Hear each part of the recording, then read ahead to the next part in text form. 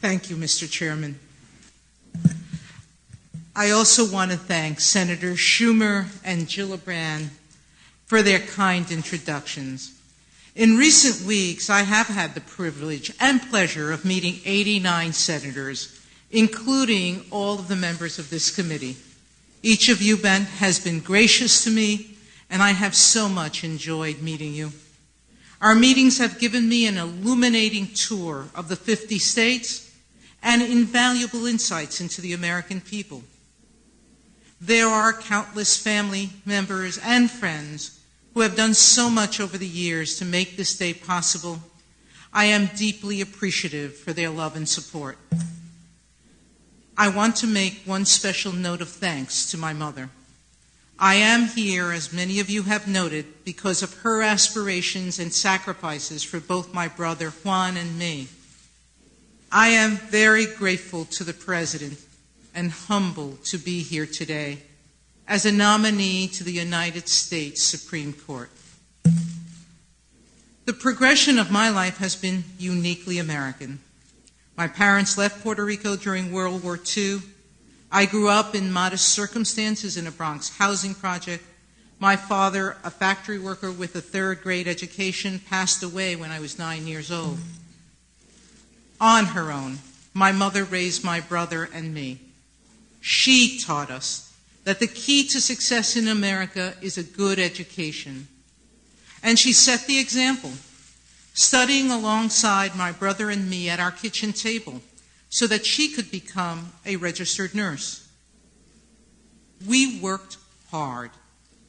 I poured myself into my studies at Cardinal Spellman High School, earning scholarships to Princeton University and then Yale Law School, while my brother went on to medical school. Our achievements are due to the values that we learned as children, and they have continued to guide my life's endeavors.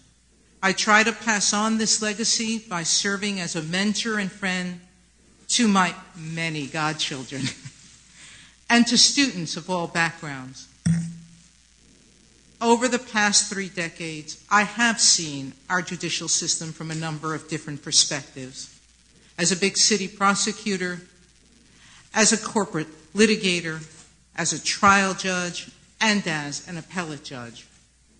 My first job after law school was as an assistant district attorney in New York. There, I saw children exploited and abused.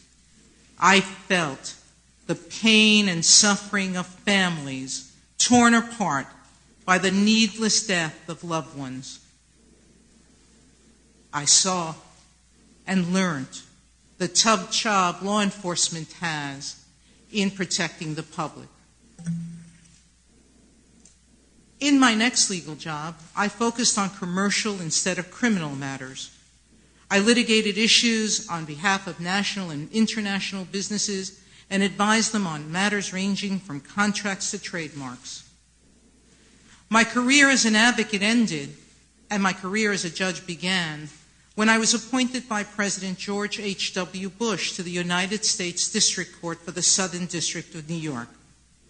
As a trial judge, I did decide over 450 cases and presided over dozens of trials, with perhaps my most famous case being the Major League Baseball strike in 1995. After 6 extraordinary years on the district court, I was appointed by President Clinton to the United States Court of Appeals for the Second Circuit. On that court, I have enjoyed the benefit of sharing ideas and perspectives with wonderful colleagues as we have worked together to resolve the issues before us. I have now served as an appellate judge for over a decade, deciding a wide range of constitutional, statutory, and other legal questions. Throughout my 17 years on the bench, I have witnessed the human consequences of my decisions. Those decisions have not been made to serve the interests of any one litigant, but always to serve the larger interest of impartial justice. In the past month, many senators have asked me about my judicial philosophy. Simple. Fidelity to the law. The task of a judge is not to make law, it is to apply the law.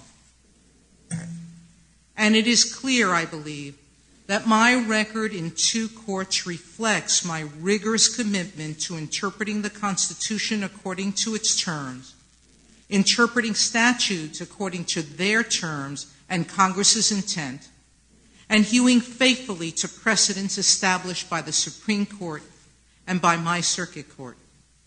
In each case I have heard, I have applied the law to the facts at hand.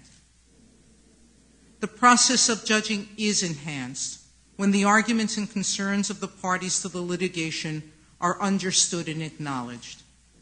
That is why I generally structure my opinions by setting out what the law requires and then explaining why a contrary position, sympathetic or not, is accepted or rejected. That is how I seek to strengthen both the rule of law and faith in the impartiality of our judicial system. My personal and professional experiences help me to listen and understand, with the law always commanding the result in every case. Since President Obama announced my nomination in May, I have received letters from people all over this country. Many tell a unique story of hope in spite of struggles. Each letter has deeply touched me. Each reflects a dream, a belief in the dream that led my parents to come to New York all those years ago. It is our Constitution that makes that dream possible, and I now seek the honor of upholding the Constitution as a justice on the Supreme Court. Senators, I look forward in the next few days to answering your questions, to having the American people learn more about me, and to being part of a process that reflects the greatness of our Constitution and of our nation. Thank you all.